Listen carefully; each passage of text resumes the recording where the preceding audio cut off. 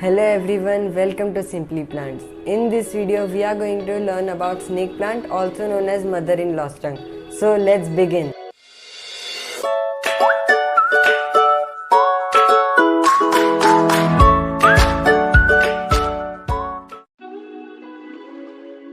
Do you know snake plant is also an excellent air purifying indoor plant?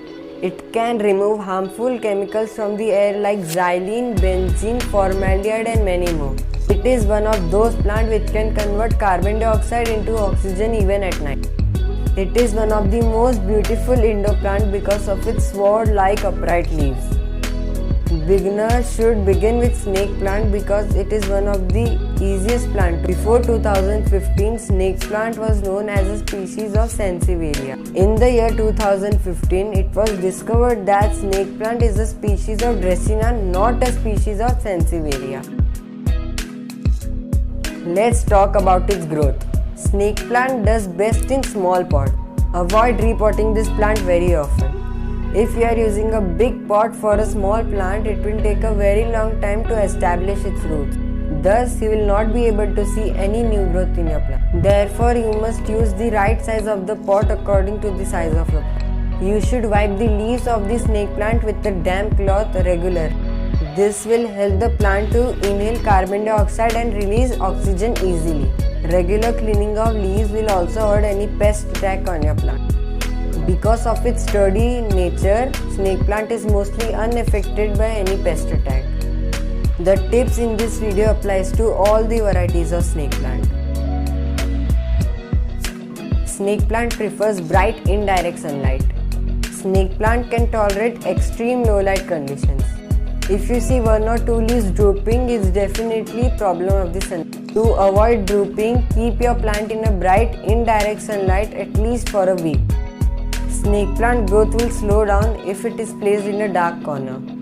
The best growth season of snake plant is summers, while the dormant period is winter. How would you know your snake plant is healthy? A healthy snake plant's leaf would always be upright, crisp and straight. Snake plant is a type of succulent, therefore it holds water in its leaves. If you water your snake plant every 2 to 3 days, that will be too much for your plant. That can make your plant soggy and can even have root rot.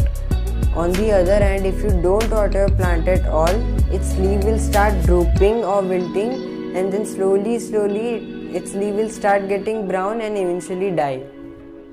I generally water my plant twice a month depending on the season. You should mist your plant every day during summers. If your snake plant's leaves are turning brown from the tip, it's definitely a watering problem. This happens due to irregular watering. That means sometimes you water your plant too much and sometimes you completely forget to water the plant. Water the plant once a month during winter and rainy season. As it is a type of succulent, snake plant needs well drained. Should contain additional perlite or river sand to improve drainage. Additionally, you can also use cactus soil for snake plant. The soil should not hold water for a very long time. Whenever you water the plant, within 3 to 5 seconds, the water should come out from the drainage hole. Let's talk about fertilizer. Snake plant does not need too much fertilizer. Fertilize your plant once a month, that's more than enough. Mostly try to add natural fertilizer. You can also use compost or seaweed solution. Check the link in the description box for seaweed solution, compost and fertilizer. There are 3 ways of propagation of snake plant. First is soil, water and root division. You can do propagation in 2 ways. First, cut a tall leaf from the base of the plant.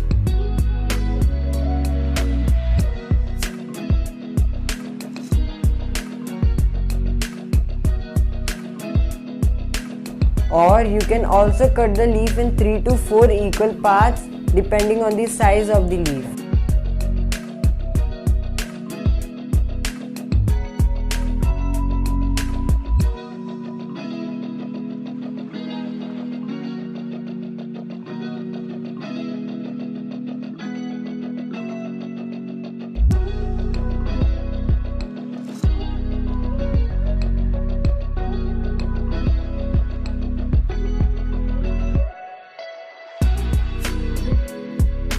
Let the base of the cutting completely dry out. This will take around a couple of hours.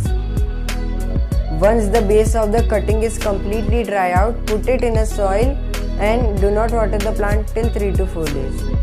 If you immediately water the cutting, this will increase the chance of rotting of the base. Take a glass container and fill it with water. Then put the cutting in it.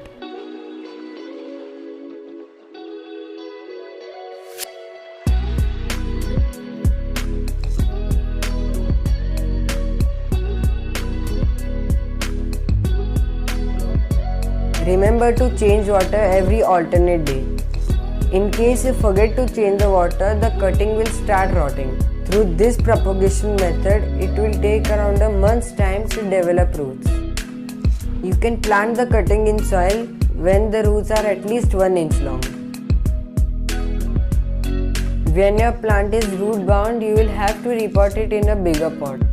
While repotting, you can divide the roots and make multiple cutting out of it. If you liked our video, please like, share and subscribe and ring the notification bell. You can also follow us on Instagram. Thank you.